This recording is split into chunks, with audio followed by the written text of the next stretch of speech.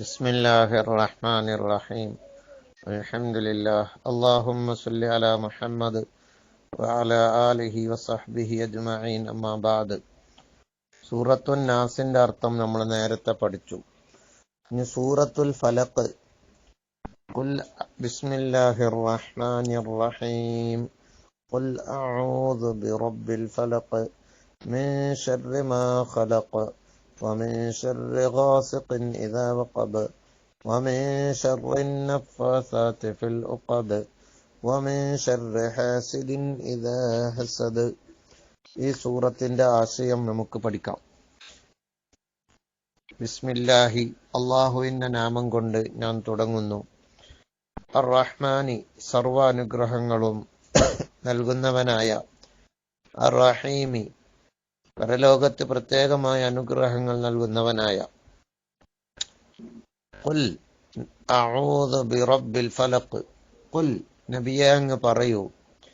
അഊദു, ഞാൻ കാവൽ തേടുന്നു. ബിറബ്ബിൽ ഫലഖ്, പ്രഭാതത്തിന്റെ പുലരിയുടെ രക്ഷിതാവിനോട്. പ്രഭാതത്തിന്റെ അല്ലെങ്കിൽ പുലരിയുടെ രക്ഷിതാവിനോട് ഞാൻ കാവൽ തേടുന്നു. ബിറബ്ബിൽ ഫലഖ്, റബ്ബി, റബ്ബിനോട്. അൽ ഫലഖ്, പ്രഭാതത്തിന്റെ റബ്ബിനോട് ഞാൻ കാവൽ തേടുന്നു. മിൻ ശർരി മാ ഖലഖ്, അവൻ സൃഷ്ടിച്ച സർവത്തിന്റെ ശർറിനെ തൊട്ടു. ഇവിടെ അള്ളാഹു പ്രഭാതത്തിന്റെ റബ്ബ് എന്ന ആ വിശേഷണം വെച്ചുകൊണ്ടാണ് കാവൽ തേടുന്നത്.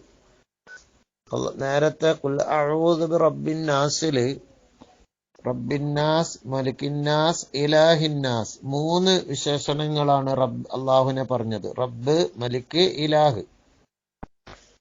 രക്ഷിതാവ്, ജനങ്ങളുടെ രാജാവ്, ജനങ്ങളുടെ ആരാധിക്കപ്പെടാൻ അർഹതയുള്ളവൻ. ഇവിടെ ഒറ്റ വിശേഷണ പറയുന്നുള്ളൂ.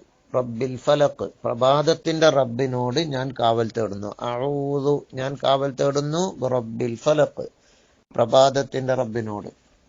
അവിടെ മൂന്ന് വിശേഷണം പറഞ്ഞുകൊണ്ട് കാവൽ തേടാൻ കാരണം, മനുഷ്യരും ജിന്നുകളുമായ വസ്വാസ് ഉണ്ടാക്കുന്നവരുടെ ഷർറിൽ നിന്നും, അത് ഈമാനിനെ നശിപ്പിക്കുന്ന കാര്യമാണ് വസ്വാസ് എന്നത്.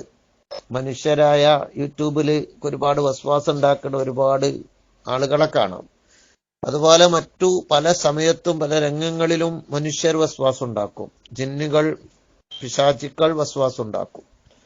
വസ്വാസ് ഈമാനത്തെ നശിപ്പിക്കുന്ന കാര്യവുമാണ്.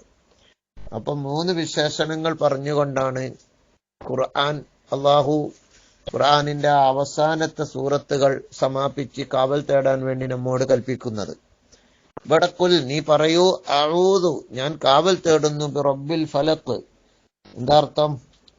പ്രഭാതത്തിന്റെ റബ്ബിനോട്, രക്ഷിതാവിനോട്. മിൻ ശർരി മാ ഖലഖ്, എന്തിൽ നിന്നാണ് കാവൽ തേടുന്നത്?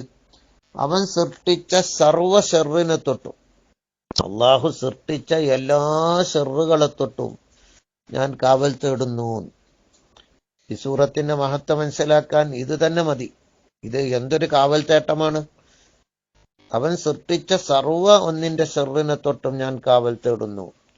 വമിൻ ശർരിൻ നഫ്ഫാസാതി ഫിൽ ഉഖദ്, കെട്ടുകളിൽ ഊത്തുകാരികളുടെ ഷർറിൽ നിന്നും ഞാൻ കാവൽ തേടുന്നു. കെട്ടുകളിൽ ഊതുന്നവർ എന്ന് പറഞ്ഞാല് സിഹിർ ചെയ്തുകൊണ്ടും മറ്റുള്ളവർക്ക് പ്രയാസങ്ങൾ ഉണ്ടാക്കാൻ വേണ്ടി ചില മന്ത്രങ്ങൾ ഉരവിട്ടുകൊണ്ട് കെട്ടുകളിൽ ഊതി വ്യക്തികൾക്ക് സിഹിർ ചെയ്യും. അങ്ങനെ സിഹിർ ചെയ്തുകൊണ്ട് കെട്ടുകളിൽ ഊതുന്നവരുടെ ഷർറിനെ തൊട്ടും ഞാൻ കാവൽ തേടുന്നു. സിഹിർ അയക്കാൻ വേണ്ടി ചിലപ്പോ കെട്ടുകളിൽ ഊതും, അതല്ല ഇവിടെ. സിഹിർ ചെയ്തുകൊണ്ട് കെട്ടുകളിലൂതല, സിഹിർ അയച്ചുകൊണ്ട് കെട്ടുകളിലൂതലും രോഗശമനത്തിന് കെട്ടുകളിലൂതലുണ്ട്. അത് നന്മയാണ്.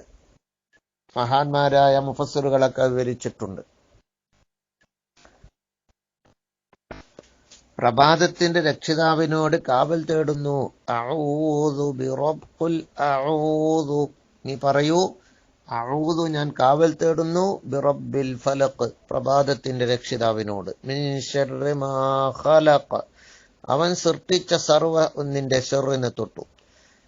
വമിൻ ശർരി നഫാസാതി ഫിൽ ഉഖദ്, കെട്ടുകളിൽ ഊത്തുകാരികളുടെ ഷർറുകൾ, സിഹിർ ചെയ്യുന്നവര്, ഉപദ്രവങ്ങൾ ഉണ്ടാക്കി കെട്ടുകളിൽ ഊതുന്നവരുടെ ഷർറിനെ തൊട്ടു ഞാൻ കാവൽ തേടുന്നു. നേരത്തെ സൃഷ്ടിച്ച സർവ്വഷർറും എന്ന് പറഞ്ഞതിൽ ഈ കെട്ടുകളിൽ ഊതലും പെടും.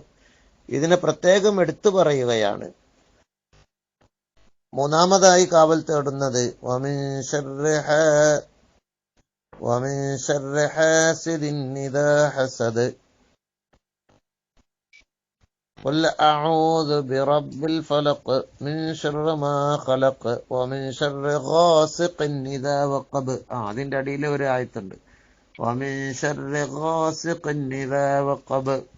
സൃഷ്ടിച്ച ഒന്നിന്റെ ഷർറിനെ തൊട്ട് കാവൽ തേടിയിട്ട് വീണ്ടും പറയുന്നത് വമിൻ ശർരി ഗാസിഖിൻ ഇദാ വഖബ്, രാത്രി ഇരുൾ മുറ്റിയാൽ രാത്രിയുടെ ഷർറിനെ തൊട്ട് ഞാൻ കാവൽ തേടുന്നു. വമിൻ ശർരി ഗാസിഖിൻ, രാത്രിയുടെ ഇരുൾ മുറ്റുന്ന രാത്രിയുടെ ഷർറിനെ തൊട്ടും ഞാൻ കാവൽ തേടുന്നു. പിന്നെയാണ് വമിൻ ശർരി നഫാസാതി ഫിൽ ഉഖദ്, കെട്ടുകൾ ഊതുന്നവരുടെ ഷർറിനെ തൊട്ടും. വമിൻ ശർരി ഹാസിദിൻ ഇദാ ഹസദ്, അസൂയ ഉണ്ടാക്കിയാൽ അസൂയക്കാരന്റെ ഷർറിനെ തൊട്ടു. അസൂയയെ പ്രത്യേകം എടുത്തു പറഞ്ഞു. ഹസദിനെ പറ്റിയൊക്കെ വിശാലമായി ചർച്ച ചെയ്യേണ്ടതാണ്.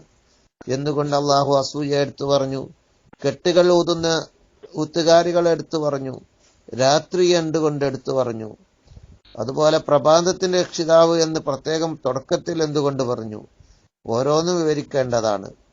സിഹിർ ചെയ്യൽ വൻകുറ്റമാണ്.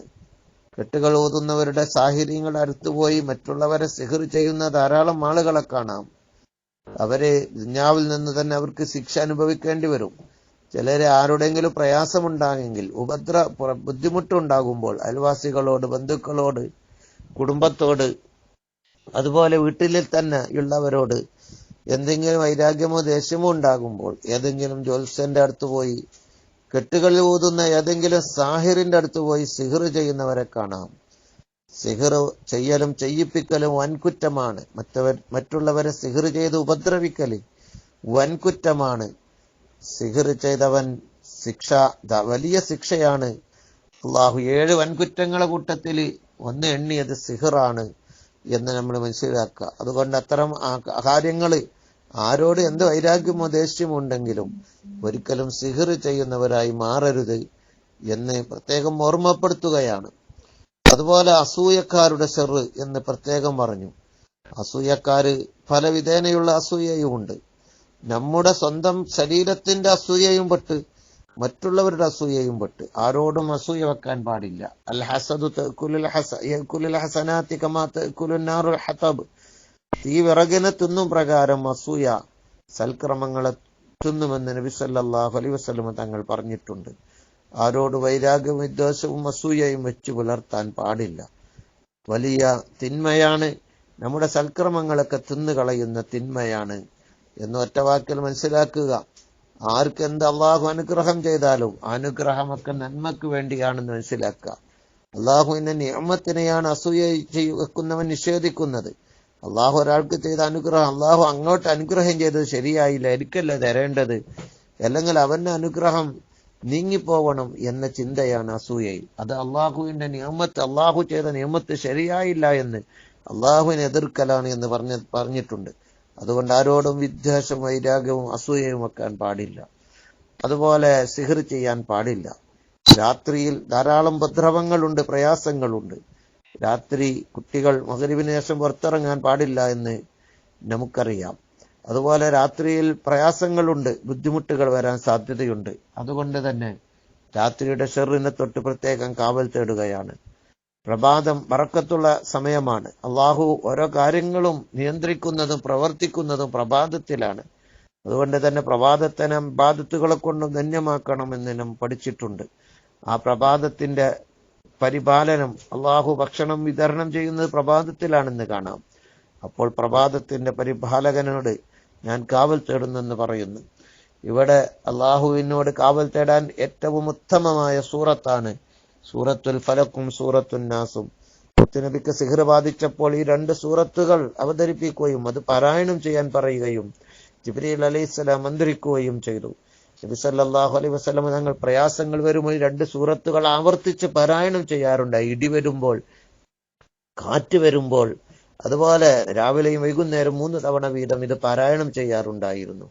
അതുപോലെ ഇതുപോലെയുള്ള മറ്റൊന്നുകൊണ്ടും കാവൽ തേടുന്ന മറ്റൊരു സൂറത്തും സൂക്തവും ആയത്തും ഒരു വചനവുമില്ല എന്ന് പറയാറുണ്ട്. അവിടുന്ന് മന്ത്രിച്ചൂതാൻ ഈ സൂറത്തുകൾ ഉപയോഗിച്ചിരുന്നു. അവിടുന്നേക്ക് രോഗമാകുമ്പോൾ ഈ സൂറത്തുകൾ വെച്ചുകൊണ്ട് ആയിഷ ബീവി മന്ത്രിച്ചിരുന്നു എന്ന് കാണാം. മുത്തനബി ഉറങ്ങാൻ കിടക്കുമ്പോൾ ഈ സൂറത്തുകൾ ഓതി തടവിയിരുന്നു എന്ന് കാണാം. ഇങ്ങനെ ഈ സൂറത്തുകൾക്ക് വലിയ മഹത്വമുണ്ട്, വലിയ ശ്രേഷ്ഠതയുണ്ട് എന്ന് മാത്രം ഓർമ്മപ്പെടുത്തുന്നു. അള്ളാഹു നമുക്ക് ഈ സൂറത്തിന്റെ ആശയവും മനസ്സിലാക്കി പാരായണം ചെയ്യാനും, രാവിലെയും വൈകുന്നേരം 3 തവണ, ഉറങ്ങാൻ കിടക്കുമ്പോൾ 3 തവണ, അതുപോലെ ഇടക്കിടക്ക് ഓതുന്നതും പ്രയാസം അനുഭവിക്കുമ്പോഴും മന്ത്രിക്കാനും ഒക്കെ ഇത് ഉപയോഗിക്കുന്നത് നല്ലതാണെന്ന് മനസ്സിലാക്കുക. ഇനിയും ഇതിന്റെ മഹത്വങ്ങളുണ്ട്. സിഹർ ബാത്തിലാക്കാൻ ഈ സൂറത്തുകൾ ധാരാളം ആവർത്തിച്ച് ചൊല്ലി വെള്ളത്തിലൂതി മന്ത്രിച്ച് കുളിക്കുകയോ അല്ലെങ്കിൽ അത് ഉപയോഗിക്കുകയൊക്കെ ചെയ്യുന്നത് നല്ലതാണ് എന്നുകൂടി ഓർമ്മപ്പെടുത്തുന്നു. രോഗം വരുമ്പോൾ ഇതുകൊണ്ട് മന്ത്രിച്ചാൽ രോഗം മാറും. അള്ളാഹു തആല നമുക്ക് ശിഫ നൽകട്ടെ, സമാധാനം തരട്ടെ. അസ്സലാമു അലൈക്കും വറഹ്മത്തുള്ളാഹി.